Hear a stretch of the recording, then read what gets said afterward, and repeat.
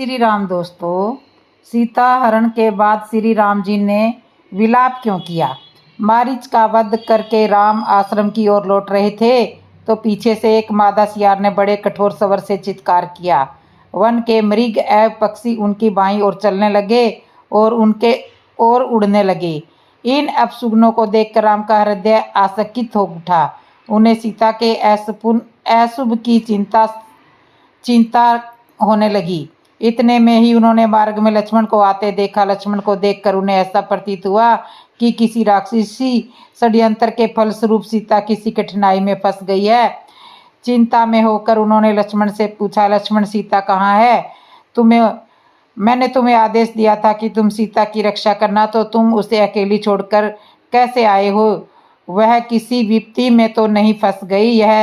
वह जीवित होगी या नहीं? शीघ्र बताओ उसे क्या हुआ। यदि वह जीवित नहीं होगी तो मैं भी अपने प्राण त्याग दूंगा। यह वही कहीं ऐसा तो नहीं कि उस मायावी राक्षस ने हाँ लक्ष्मण कहकर तुम्हें भी भरंग में डाल दिया हो और तुम सीता को अकेली छोड़कर यहाँ पर दौड़े आए हो, अथवा सीता ने ही भ्रमित होकर तुम्हें यहाँ आने का विवश किया हो। ऐसा प्रतीत होता है कि राक्षसों ने अपने प्रतिशोध के लिए यह चाल चली है और तुम इसमें फंस गए हो। खैर और दूषण की मृत्यु का बदला लेने के लिए उन्होंने सीता का वध कर डाला होगा।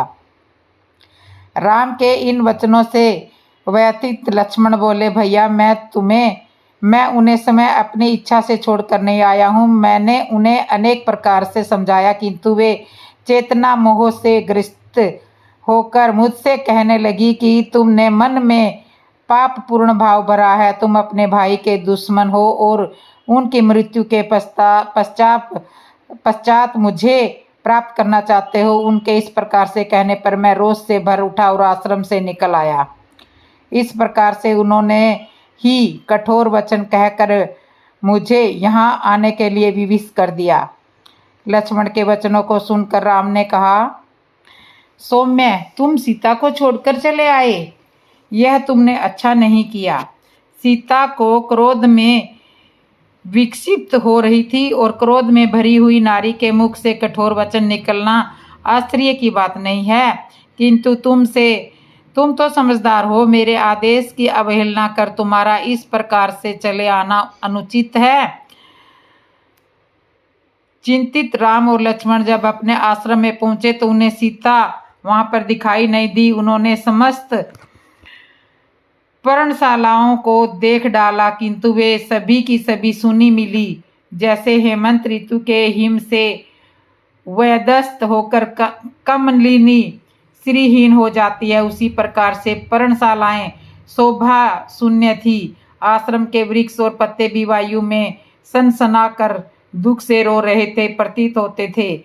मृगछाला और कुश इधर उधर बिखरे पड़े थे, आसन औंधे पड़े थे। वृक्षों के फूल पत्ते तथा कहीं कहीं टहनियाँ टूटी या अध टूटी पड़ी थी। आश्रम का अस्त व्यस्त दृश्य देखकर राम विचार करने लगे, सीता का किसी ने हरण कर लिया, अनथवा किसी दुष्ट राक्षस ने उसे अपना आहार बना लिया।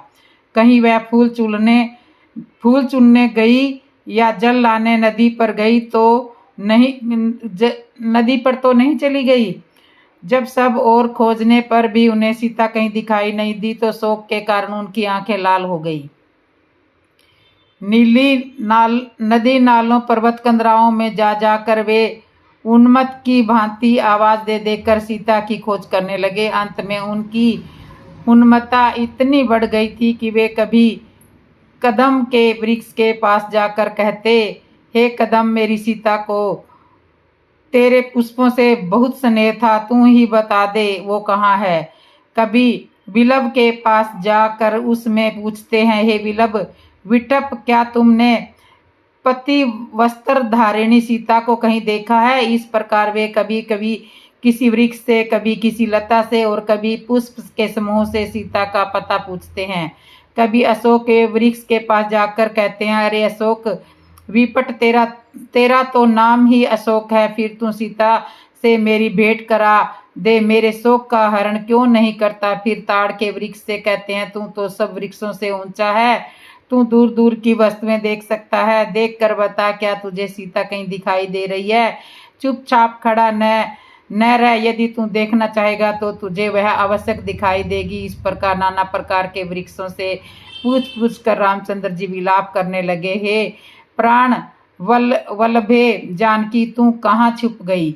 यदि तू वृक्षों की ओट में छिपकर हंसी कर रही है तो तुझसे प्रार्थना करता हूँ कि तू प्रकट हो जा। देख, मैं तेरे बिना कितना व्याकुल हो रहा हूँ। अब बहुत हंसी हो चुकी है, मैं हार मानता हूँ। मैं तुझे नहीं ढूंढ पा रहा हूँ, या फिर तू सचमुच मुझसे रूठ गई है। या सीते, बोल, जल्दी बोल, तू कहाँ है? इधर देख, तेरे साथ खेलने वाले मृग शावक भी तेरे वियोग में आंसू बहा रहे हैं। सीते, तेरे बिना मैं जीवित नहीं रह सकता। मैं चाहता हूँ अभी तेरे वियोग में अपने प्राण त्याग दूं, किंतु पिता की आज्ञा से विवश हूँ। मुझे स्वर्ग में पा कर वे धिक्कारेंगे और कहेंगे, तू मेरी आज्ञा की अवहेलना करके 14 वर्ष की वनवास की अवधि पूरी किए बिना ही स्वर्ग में कैसे चला आया? हाँ, मैं कितना अभागा हूँ जो तुम्हारे विरह में मर कर भी नहीं मर सकता। हाय जानकी, तुम ही बताओ, तुम्हारे बिना मैं क्या करूं? बड़े भाई को विलाप करते देखकर लक्ष्मण जी ने उन्हें धैर्य बंधाते हुए कहा, हे नरोत्तम, रोने और धैर्य खोने से कोई लाभ नहीं होगा। आइए आश्रम से बाहर चलकर वनों और गिरिकंदाओं में भाभी की खोज करते हैं। उन्हें वनों तथा पर्वतों में भ्रमण करने का चाव था। संभव है वह कहीं भ्रमण कर रही होगी। यह भी संभव है कि गोदावरी के तट पर बैठी मछलियों की जल क्रीड़ा देख रही होगी, या किसी भय की आशंका से भयभीत होकर किसी लता कुंज में बैठी होगी। इसलिए हमारे लिए यही उचित है कि हम विषाद और चिंता को छोड़कर उनकी खोज करें। लक्ष्मण के यतियुक्त वचन सुनकर राम उनके साथ वनों, लताओं, गिरिकंदाओं आदि में खोज करने के लिए चले। उन दोनों ने समस्त वन, पर्वत, कंदरा आदि में खोज कर डाला। कहीं भी उनको सीता दिखाई नहीं देगी, किंतु सीता उन्हें कहीं भी नहीं मिली। अंत में राम निराश होकर बोले, सुमित्रे, यहाँ तो कोई ऐसा स्थान शेष नहीं रहा जहाँ हमने जानकी की खोज न की हो, परंतु हमें सर्वत्र निराशा ही हाथ लगी। अब ऐसा प्रतीत होता है कि मेरी सीता मुझे कभी नहीं मिलेगी। मैं वनवास की अवधि बिताकर जब अयोध्या लौटूंगा और माता कौशल्या पूछेगी कि सीता कहाँ है, तो मैं उन्हें क्या उत्तर दूंगा? मिथिलापति जनक को क्या मुंह दिखाऊंगा? वे जोर जोर से विलाप करने लगे, हे सीते, मैं तुम्हें कहाँ ढूंढूं? हे वनों के मृगों, क्या तुमने कहीं मृग नयनी सीता को देखा है? हे वनों की कोकिलो, क्या तुमने कहीं कोकिला कंठी जानकी को देखा है? कोई तो कुछ बताओ। क्या सभी मेरे लिए निर्मोही हो गए हो? कोई नहीं बताता, कोई भी मुझसे बात करना नहीं चाहता। मैं कायर हूँ जो अपनी भार्या की रक्षा नहीं कर सका। थोड़ी देर मौन रहने के पश्चात वे फिर लक्ष्मण से बोले, हे सुमित्रे, अब सीता के बिना मैं किसी को मुंह दिखाने के लायक नहीं रहा। मैं अवधि पूर्ण होने पर भी अयोध्या नहीं जाऊंगा। तुम अब अयोध्या लौट जाओ। भरत से कह देना, अब तुम ही अयोध्या का राज्य संभालो, मैं कभी नहीं लौटूंगा। माता कौशल्या से कहना कि किस प्रकार सीता का अपहरण हो गया और उसकी विरह व्यथा को न सह सकने के कारण राम ने आत्महत्या कर ली। अब तुम्हारे जाते ही मैं गोदावरी नदी में डूबकर अपने प्राण त्याग दूंगा। मैं इस संसार में सबसे बड़ा पापी हूँ, इसलिए तो मुझे एक के पश्चात एक अनेक दुख मिलते चले जा रहे हैं। पहले पिताजी का स्वर्गवास हुआ और अब सीता जी को मुझे छोड़कर जाने कहाँ चली गई, और घर बार और संबंधी तो पहले ही छूट गए थे। मुझे रह रहकर यह ध्यान आता है कि सीता राक्षसों के चुंगल में फंस गई है।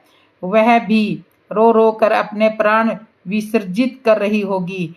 तुम कहते हो कि वन में या गोदावरी के तट पर गई होगी। ये सब मुझे बहलाने की बातें हैं। जो वनवास की इतनी लंबी अवधि में एक बार भी आश्रम से अकेली बाहर नहीं निकली, वह आज ही कैसे जा सकती है? आवश्यकी राक्षसों ने उसका अपहरण कर लिया है अथवा उसे अपना आहार बना लिया है। इन वृक्ष पशुओं आदि से इतना साम्य होते हुए भी कोई मुझे सीता का पता नहीं बताता। हाँ सीते, हाँ प्राण बल्लभे, तू ही बता दे, मैं तुझे कहाँ ढूंढूं, कहाँ जाकर खोजूं। राम को इस प्रकार दुख से कातुर और शोक संतप्त देख लक्ष्मण जी ने उन्हें धैर्य बांधते हुए कहा, भैया आप तो सदैव मृदु स्वभाव वाले और जितेंद्रिय रहे हैं। शोक के वशीभूत होकर आप अपने स्वभाव का परित्याग मत कीजिए। हे रघुकुल भूषण, कितने ही महान कर्म अनुष्ठान और तपस्या करके हमारे पिता महाराज दशरथ ने आपको प्राप्त किया है। आपसे वियोग हो जाने के कारण ही उन्होंने अपने प्राण त्याग दिए। आप धैर्य धारण करें। संसार में प्रत्येक प्राणी पर विपत्तियां आती है, किंतु विपत्तियां हमेशा नहीं रहती, कुछ काल पश्चात उनका अंत हो जाता है। हमारे गुरु वशिष्ठ जी के 100 पुत्रों का एक ही दिन में गुरु विश्वामित्र ने वध कर दिया था। देवता तक भी परबांधा की मार से नहीं बच पाते, फिर देहधारी प्राणी कैसे बच सकते हैं? आप तो स्वयं महान विद्वान हैं, मैं भला आपको क्या शिक्षा दे सकता हूँ? आप परिस्थितियों पर विचार करके धैर्य धारण करें। इस जनस्थान में खोजने से कहीं न कहीं हमें जानकी जी आवश्यक मिल जाएगी।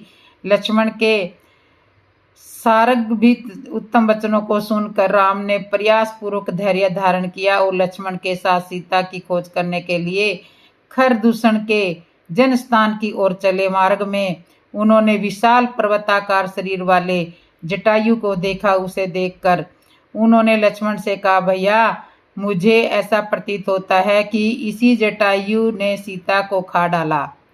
मैं अभी इसे परलोक भेजता हूँ। ऐसा कहकर अत्यंत क्रोधित होकर राम ने अपने धनुष पर पर्यतचा चढ़ाई और जटायु को मारने के लिए आगे बढ़े।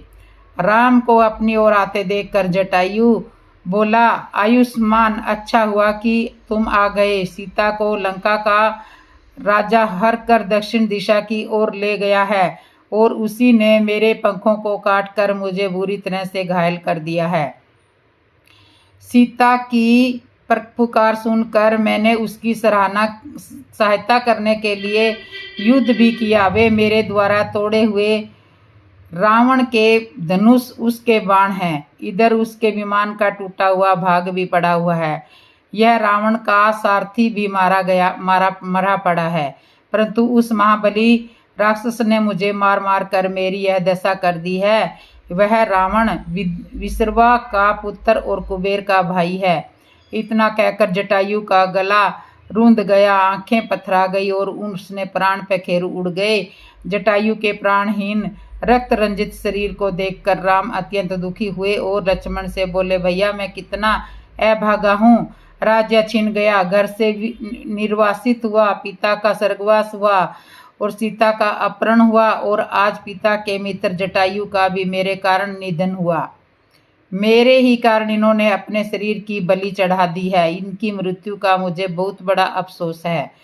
तुम जाकर लकड़ियां इकट्ठी करो, ये मेरे पिता तुल्य हैं, इसलिए मैं इन्हें हाथों से इनका दाह संस्कार करूंगा। राम की आज्ञा पाकर लक्ष्मण ने लकड़ियां इकट्ठी कर दी।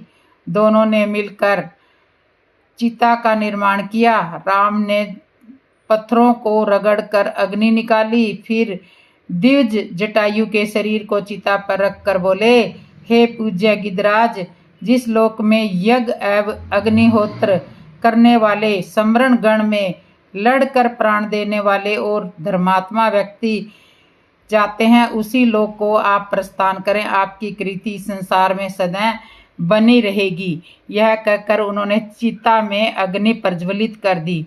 थोड़ी ही देर में जटायु का नश्वर शरीर पंचभूतों में मिल गया और इसके पश्चात दोनों भाइयों ने गोदावरी नदी के तट पर जाकर दिवंगत जटायु को जलांजलि दी।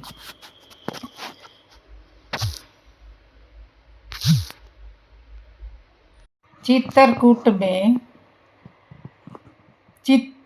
में श्री राम ने वनवास के समय में क्या किया, सुनिए। श्री राम की वनवास यात्रा। श्री राम 14 वर्ष के वनवास में से 12 साल रुके थे चित्रकूट में। इसके बाद 2 साल में सीता हरण और रावण का वध हुआ। त्रेता युग में राजा दशरथ के यहाँ भगवान विष्णु के 7वें अवतार श्री राम का जन्म हुआ था। श्री राम और सीता के विवाह के कुछ दिन बाद दशरथ उन्हें राजा बनाने की घोषणा कर चुके थे। राजा अभिषेक से ठीक पहले कैकेयी ने दशरथ से अपने 2 वर मांग लिए थे। श्री राम को 14 वर्ष का वनवास और भरत को राज्य। इसके बाद श्री राम सीता और लक्ष्मण के साथ वनवास के लिए चल दिए थे। वनवास 14 वर्षों का था। इसमें से करीब 12 वर्ष उन्होंने चित्रकूट में ही निवास किया था, लेकिन इसके बाद वे चित्रकूट से पंचवटी पहुंचे। अयोध्या से चित्रकूट वनवास जाते समय श्री राम, लक्ष्मण और सीता अयोध्या से समुद्र के साथ रथ में बैठकर निकले थे। सबसे पहले उन्होंने तमसा नदी पार की थी। इसके बाद सिंहवेरपुर से गंगा नदी पार करते हुए प्रयागराज पहुंचे। प्रयागराज से आगे बढ़ते हुए वे यमुना नदी पार करते हुए वाल्मीकि आश्रम पहुंचे। इसके बाद वे चित्रकूट पहुंचे थे। अयोध्या से चित्रकूट की दूरी करीब 270 किलोमीटर है। इस यात्रा में करीब 140 किलोमीटर की यात्रा समुद्र के रथ से और इसके बाद पैदल चलकर चित्रकूट पहुंचे। चित्रकूट से अमरकंटक श्री राम, लक्ष्मण और सीता ने करीब 12 वर्ष चित्रकूट में ही निवास किया था।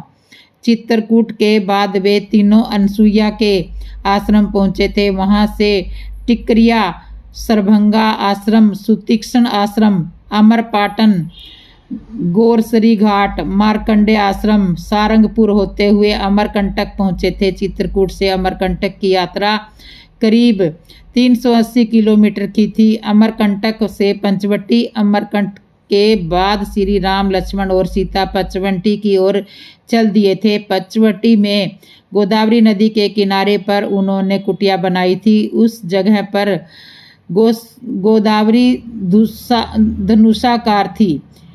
वहीं श्री राम और जटायु का परिचय हुआ था। जटायु ने श्री राम को बताया था कि वे राजा दशरथ के मित्र हैं। पंचवटी में एक दिन शूर्पणखा पहुंच गई और वह श्री राम पर मोहित हो गई थी। उसने श्री राम से विवाह करने की बात कही तो श्री राम ने मना कर दिया। इसके बाद शूर्पणखा लक्ष्मण के पास पहुंची थी। लक्ष्मण ने भी विवाह करने से मना कर दिया तो शूर्पणखा सीता को मारने के लिए आगे बढ़ी तो लक्ष्मण ने उसकी नाक काट दी। शूर्पणखा वहां से खरदूषण के पास पहुंची। खरदूषण पंचवटी क्षेत्र में रह रहे थे। खरदूषण श्री राम, लक्ष्मण को मारने पहुंच गए। श्री राम, लक्ष्मण ने उनका वध कर डाला। इसके बाद शूर्पणखा रावण के पास पहुंची और रावण ने योजना बनाकर मारीच की मदद से सीता का हरण कर लिया। पंचवटी से किष्किंधा सीता हरण के बाद जटायु ने उन्हें रावण के बारे में बताया तो श्री राम पंचवटी से दक्षिण दिशा की ओर आगे बढ़ने लगे।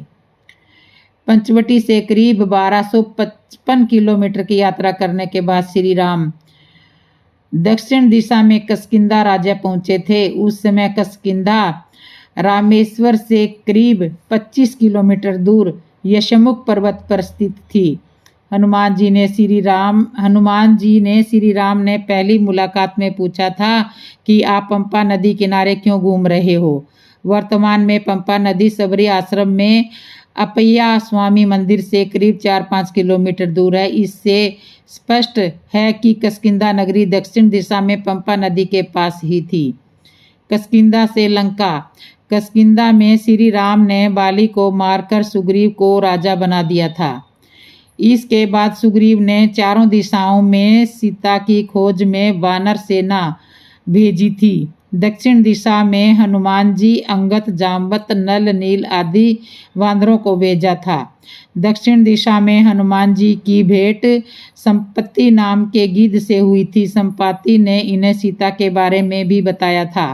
सीता समुद्र में 100 योजन दूर स्थित लंका में है। हनुमान जी लंका पहुंचते हैं और सीता की खोज करके श्री राम के पास वापिस आते हैं किष्किंधा में। इसके बाद श्री राम वानर सेना के साथ दक्षिण दिशा में समुद्र तट पर पहुंचते हैं। वहां नल नील की मदद से समुद्र पर पुल बांधकर श्री राम पूरी वानर सेना के साथ लंका पहुंच जाते हैं। लंका में श्री राम ने रावण का वध किया, सीता को मुक्त कराया। उसके बाद में श्री राम पुष्पक विमान में बैठकर अयोध्या लौट आते हैं। राम से विदा लेकर सुमंत पहुंचे। उन्होंने देखा कि पूरे अयोध्या में शोक और उदासी व्याप्त थी। उनको आते हुए देखकर अयोध्या वासियों ने दौड़कर रथ को चारों ओर से घेर लिया और प्रश्नों की बौछार करना आरंभ कर दिया। राम, लक्ष्मण, सीता कहाँ है? तुम उन्हें कहाँ छोड़कर आए हो? अपने साथ वापस क्यों नहीं लाए? चाहकर भी सुमंत उन्हें धैर्य नहीं बंधा पा रहे थे। उनका कंठ अवरुद्ध हो गया था। उनके नेत्रों में आंसू की धारा बहने लगी। प्रयास करके समय को नियंत्रित किया और लड़खड़ाती वाणी में कहा। गंगा पार के बाद वे पैदल ही आगे चले गए और उन्होंने आदेश पूर्वक रथ को लौटा दिया। सुमंत के मर्मभेदी वचन सुनकर नगरवासी विलक कर विलाप करने लगे। देखते देखते सारा बाजार और सभी दुकानें बंद हो गई। लोगों ने छोटी छोटी टोलियां बना ली और शोकाकुल होकर राम के विषय में चर्चा करने लगे। कोई कहता है राम के बिना अयोध्या सुनी हो गई है, हमें भी यह नगर छोड़कर दूसरी जगह चले जाना चाहिए। कोई कहता है राम हमारे पिता की भांति स्नेह किया करते थे, उनके चले जाने से हम लोग अनाथ हो गए हैं। अन्य कोई कहता है यह राज्य अब उजड़ गया है, यहाँ रहने का अब कोई अर्थ नहीं निकलता है, चलो हम भी सब भी वन में ही चले। क्यों?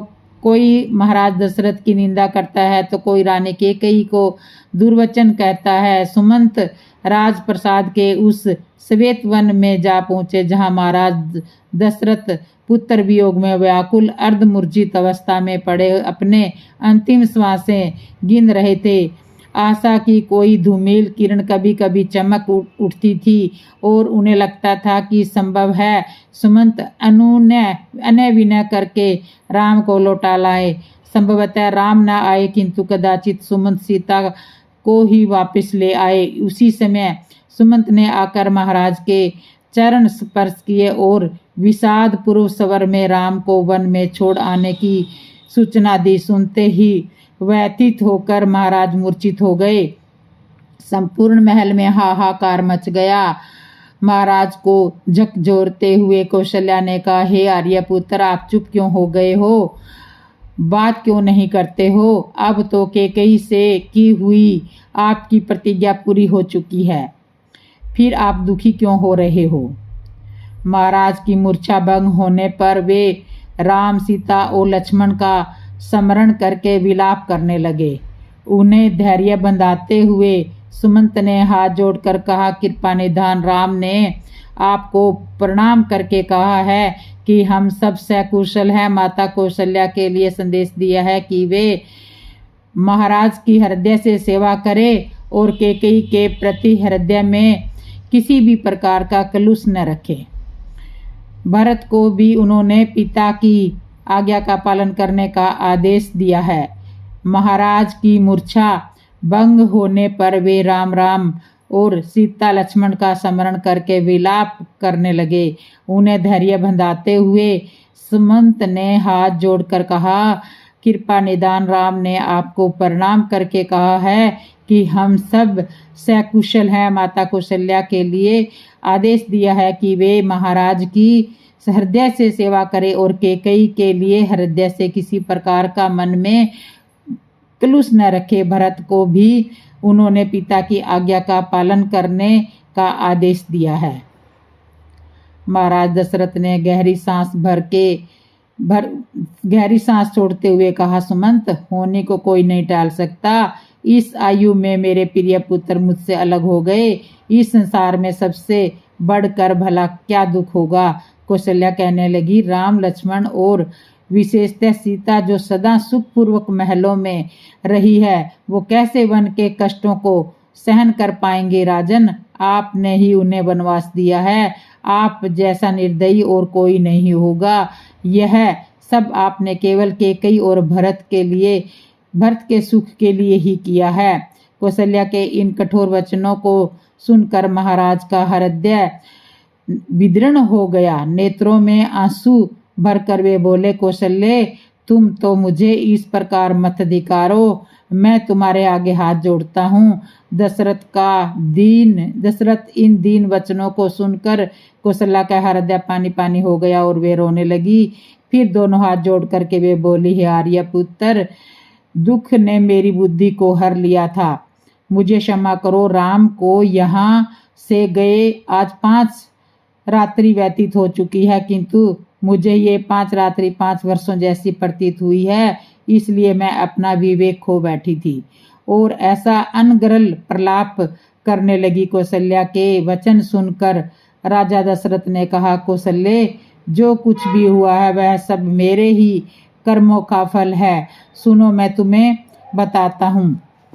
तो वो ये सब मैं अगली वीडियो में बताऊंगी। दोस्तों, आज की कथा इतनी ही। और जिसने मेरे चैनल को सब्सक्राइब नहीं किया, सब्सक्राइब करना, लाइक करना, कमेंट करना और बेल आइकन बटन तो ज़रूर दबा लेना और कमेंट में जय श्री राम ज़रूर लिख देना। जय श्री राम दोस्तों, जय श्री राम।